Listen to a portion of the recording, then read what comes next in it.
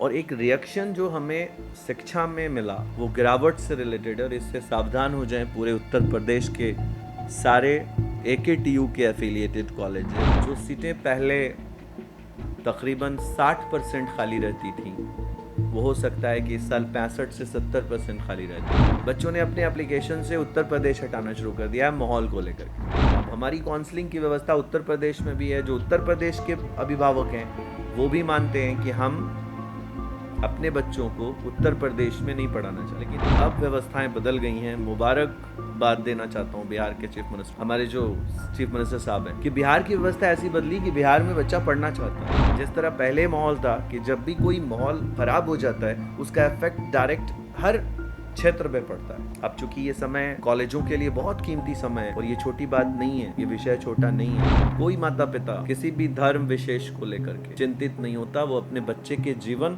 और उसके भविष्य को लेकर चिंतित है। पीछे पिछड़ा हुआ गांव में बना हुआ कॉलेजेस है, वहाँ बच्चे डर रहे हैं। अब मुझे दादरी से सुबह से 10 फोन आ चुके हैं, सर मुझे डर लग रहा है, मुझे अच्छा नहीं लग रहा है। और वो खास करके ये ज़रूरी है समझाना आपको कि माहौल, उनके माँ बाप का फ़ोन आ रहा है, सर 144 लगा हुआ है, ये लगा हुआ है, सर बच्चे तो सुरक्षित है ना, कि वो अपने कैंपस में सुरक्षा व्यवस्था को कैसे कायम कर पाएंगे जिस तरह दादरी के इंस्टीट्यूशंस नहीं कर रहे हैं। सब कुछ अभी तक सही, घबराने की ज़रूरत नहीं। हम 27,000 बच्चों की खबर रखते हैं, हम बिल्कुल चिंतित हैं इस बात के लिए।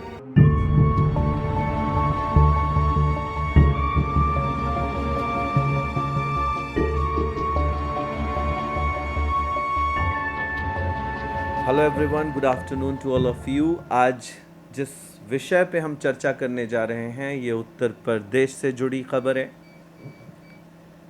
पिछले 5 दिनों से उत्तर प्रदेश के लिए काउंसलिंग की एक व्यवस्था जो हमारे प्रदेश बिहार में कई राज्यों से जो एप्लीकेंट्स हैं उनकी की गई। ये इस तरह समझना है कि हम लोग पहले एक एप्लीकेशंस लेते हैं जिसमें हम 2 सवाल पूछते हैं कि आप किस राज्य में पढ़ना चाहते हैं और किन कोर्स में पढ़ना चाहते हैं। ये एप्लीकेशंस राजस्थान से आती हैं, ये एप्लीकेशन मध्य प्रदेश से आती हैं, ये एप्लीकेशंस दिल्ली से आती हैं, ये एप्लीकेशंस उत्तर प्रदेश से भी आती हैं, ये एप्लीकेशंस बिहार की बहुत ज़्यादा होती हैं। पूरे देश के लोगों को पता है कि बिहार एक ऐसा प्रदेश है, शिक्षा में एक ऐसी व्यवस्था है जिनके पलायन से कई प्रदेशों के कॉलेजेस चल रहे हैं। यहाँ पे 40-50 कॉलेजेस इंजीनियरिंग के हैं और हमारे पड़ोस प्रदेश में जो हमारा उत्तर प्रदेश है उसमें 1100 प्लस इंस्टीट्यूशंस सिर्फ बीटेक के हैं। MBA के, बीटेक के और डिप्लोमा को मिला लीजिए तो लगभग 1800 के आसपास इंस्टीट्यूशंस उत्तर प्रदेश में।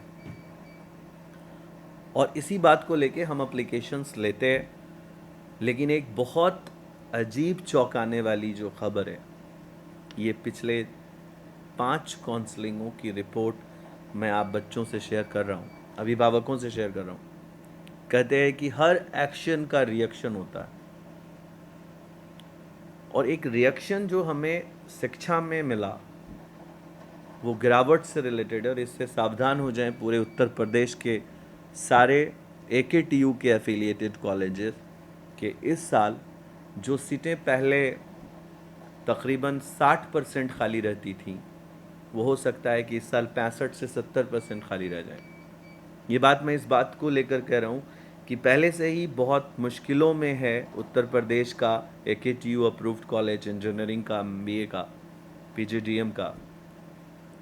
अब वो और ज़्यादा मुश्किलों में आ सकता है क्योंकि जो हमारी एप्लीकेशंस हैं वो बेहतर एनालिसिस दे सकती थी रिपोर्ट का, लेकिन जो एप्लीकेंट्स की पिछले पाँच काउंसलिंग्स हुई उनमें एप्लीकेंट अपनी कलम से लोकेशंस को बदल रहा है।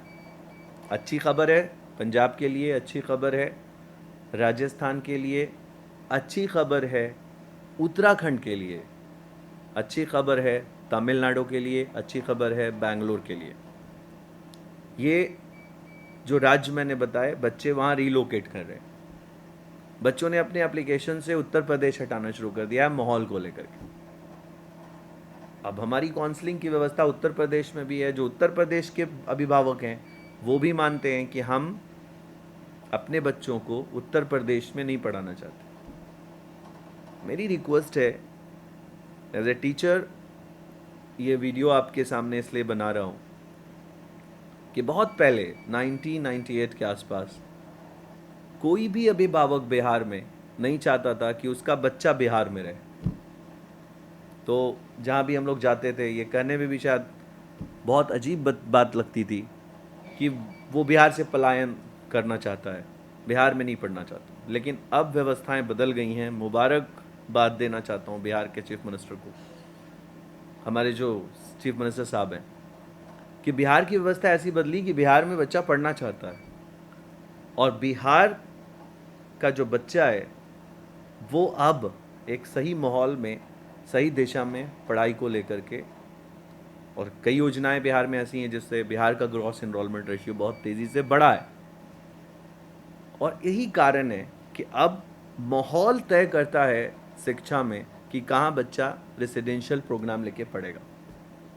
जिस तरह पहले माहौल था कि जब भी कोई माहौल ख़राब हो जाता है उसका इफेक्ट डायरेक्ट हर क्षेत्र में पड़ता है। अब चूँकि ये समय कॉलेजों के लिए बहुत कीमती समय है, और ये छोटी बात नहीं है, ये विषय छोटा नहीं है। क्यों? क्योंकि एक कॉलेज बनाने में एक ज़िंदगी लगती है और 1800 कॉलेजेस, और उसमें पढ़ रहे और पढ़ा रहे लाखों फैकल्टीज़ के जीवन का सवाल है। अगर वो वैकेंट रह गई तो सीधे फैकल्टी की नौकरी पे इसका डायरेक्ट इफेक्ट पड़ेगा। इसके इफेक्ट्स पड़ेंगे स्टेट गवर्नमेंट के सारे एफिलिएटेड कॉलेजेस पे। इसलिए प्रदेश की तरक्की शिक्षा के साथ है, और शिक्षा जैसे ही पलायन में बदल जाएंगी तो हालात बहुत बुरे होंगे कॉलेजों के लिए। इसलिए हम लोग जो पहला फेज़ में जो काउंसलिंग में पा रहे हैं, ये अच्छी बात नहीं है। प्रदेश की शांति व्यवस्था ही शिक्षा को बहाल करती है, और शिक्षा से शांति व्यवस्था का एक एडाप्टेशन का रिश्ता है, सौहार्दकारिता का संबंध है। कोई माता पिता किसी भी धर्म विशेष को लेकर के चिंतित नहीं होता, वो अपने बच्चे के जीवन और उसके भविष्य को लेकर चिंतित है।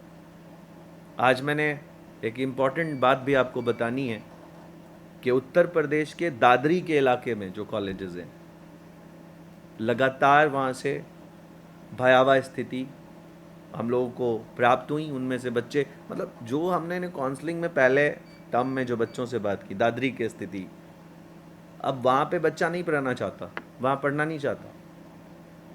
मैं कोई कॉलेज का नाम नहीं ले रहा हूँ, लेकिन जो दादरी का इलाका, यानी हर एक बहुत जो पीछे पिछड़ा हुआ गांव में बना हुआ कॉलेजेस है, वहाँ बच्चे डर रहे हैं। अब मुझे दादरी से सुबह से 10 फ़ोन्स आ चुके हैं कि सर मुझे डर लग रहा है, मुझे अच्छा नहीं लग रहा है। और वो ख़ास करके ये ज़रूरी है समझाना आपको कि माहौल, उनके माँ बाप का फ़ोन आ रहा है, सर 144 लगा हुआ है, ये लगा हुआ है, सर बच्चे तो सुरक्षित हैं ना।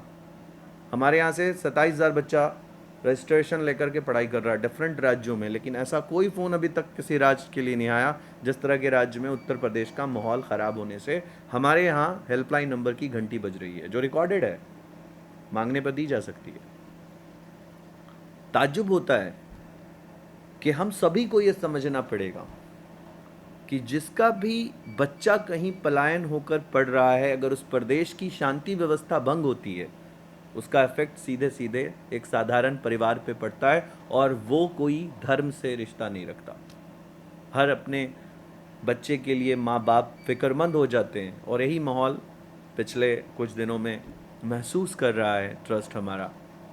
तो मेरी रिक्वेस्ट है कि बच्चे घबराएं नहीं, कोई ज़रूरत नहीं है, मैं फिर से कह रहा हूँ, कोई ज़रूरत नहीं है कि हम उत्तर प्रदेश के बच्चे जो पहले फॉर्म भरे थे कि उत्तर प्रदेश में पढ़ना है, उनको दूसरा प्रदेश नहीं मिलेगा। मैं आपके लिए एक प्लेटफॉर्म लेके आया हूँ। अगर आप उत्तर प्रदेश में पढ़ना चाहते हैं, वेल एंड गुड। नहीं पढ़ना चाहते हैं, हम आपको दूसरे राज्यों में प्लान करके हम आपकी नामांकन की प्रक्रिया में जाएंगे, पूरा करेंगे। उसमें घबराने की कोई आवश्यकता नहीं। एक दूसरी बहुत इम्पॉर्टेंट बात जो हर एक फैकल्टी के लिए, हर एक उत्तर प्रदेश के फाउंडर के लिए, कॉलेज के लोगों के लिए ज़रूरी है कि उनको ये विश्वास दिलाना पड़ेगा हमारे हर समाज के लोगों को कि वो अपने कैंपस में सुरक्षा व्यवस्था को कैसे कायम कर पाएंगे, जिस तरह दादरी के इंस्टीट्यूशंस नहीं कर पाए। वो भयावह स्थिति, वो डर क्यों कायम हो रहा है, क्यों उन पे विश्वास नहीं कर पा रहे बच्चे। तो मैं इसलिए इंस्टीट्यूशंस को कहूँगा कि बहुत ही संभल कर हम लोगों को चलने की ज़रूरत है, हम लोगों को समझने की ज़रूरत है। अभी तक कहीं से भी एक और भी सूचना देना चाहते हैं, कहीं से भी किसी तरह के किसी भी घटने की कोई बात हम लोगों के ट्रस्ट के सामने नहीं आई है, सिवाय डर के। जिसको हम लोग एक बात कहना चाहते हैं कि सभी बच्चों की सुरक्षा की व्यवस्था कॉलेज प्रांगण के अंदर में है। अभिभावक घबराएं नहीं, हम लोग सब बच्चों के संपर्क में हैं और हम लोग उनसे लगातार कांटेक्ट कर रहे हैं, लगातार बातचीत हो रही है, जहाँ से भी इंक्वायरी आ रही है उनको पूरी जानकारी दी जा रही है। 2 दिन पहले जब 144 ये सब चल रहा था तो हम लोगों ने इसको वीडियो को इसलिए नहीं जारी किया था कि भाई उस वक्त क्या माहौल समझा जाएगा कि हम लोग क्यों कर रहे हैं वीडियो। लेकिन उत्तर प्रदेश के हर छात्र अभिभावक चिंतित हैं। जो बच्चे दूसरे प्रदेश से उत्तर प्रदेश में पढ़ने गए हैं, वहाँ से वो बच्चों की जो चिंताएं हैं माता पिता को वो सता रही हैं। हम सरकार से रिक्वेस्ट करते हैं, उत्तर प्रदेश गवर्नमेंट से रिक्वेस्ट करते हैं कि व्यवस्था को सुचारू रूप से, इस माहौल को ठीक करने की आवश्यकता है, जिससे जो शिक्षा के ऊपर जो इसका असर पड़ रहा है वो नहीं होना चाहिए, वरना देश के उस प्रदेश द्वारा चलाए जा रहे AKTU के तकरीबन 1800 इंस्टीट्यूशंस पे इसका असर पड़ेगा और 1800 इंस्टीट्यूशंस में पढ़ा रहे फैकल्टीज़ पर इसका बहुत बुरा असर पड़ेगा और इससे वहाँ के हॉस्टल्स चलाने वाले रोज़गार से जुड़े लोगों पर इसका असर पड़ेगा। हॉस्टल्स के आसपास छोटे मोटे बाज़ार हैं, उस पर उसका असर पड़ेगा और पूरे प्रदेश से अगर बच्चा आपके प्रदेश आने से डर जाएगा तो ये स्थिति ऐसी हो जाएगी कि राज्य सरकार की जो इंस्टीट्यूशंस है उस पर बहुत बड़ा डेंट होगा और आपके बच्चे के पर जो माता पिता हैं वो प्रदेश से पलायन करना चाहते हैं और दूसरा प्रदेश से आना नहीं चाहता, तो स्थिति कैसी होगी, चिंता का विषय है। हम यही सरकार से उम्मीद करते हैं कि इस वक्त में हमें बच्चों के नामांकन की प्रक्रिया में +2 के बाद बच्चों को शामिल करना है, इसलिए हम लोगों को सतर्कता के साथ अपने माहौल को सुचारू रूप से चलाना है और एक माहौल तैयार करना है जिससे बच्चों के माता पिता और बच्चों का डर खत्म हो। ये वीडियो उन अभिभावकों के लिए है जो जम्मू कश्मीर से रोज़ माइन में रजिस्टर्ड करके अपना बच्चा पढ़ा रहे हैं। ये वीडियो मणिपुर के लिए, ये वीडियो बिहार के सभी गांव के लोगों के लिए, ये वीडियो हरियाणा नूह के आसपास के जो परिवार हमें फ़ोन कर रहे हैं उनके लिए और झारखंड के लिए और कुछ बच्चे नेपाल से।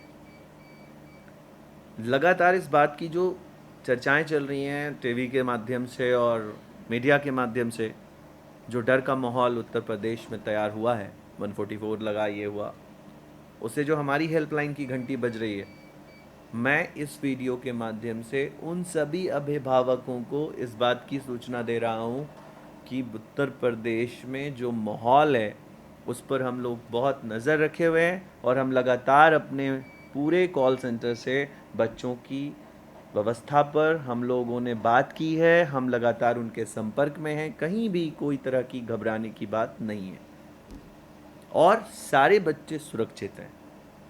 हम सभी बच्चे के संपर्क में हैं और हमारी ऑर्गेनाइजेशन के बोर्ड के सभी सदस्य चिंता के साथ उनके संपर्क में हैं।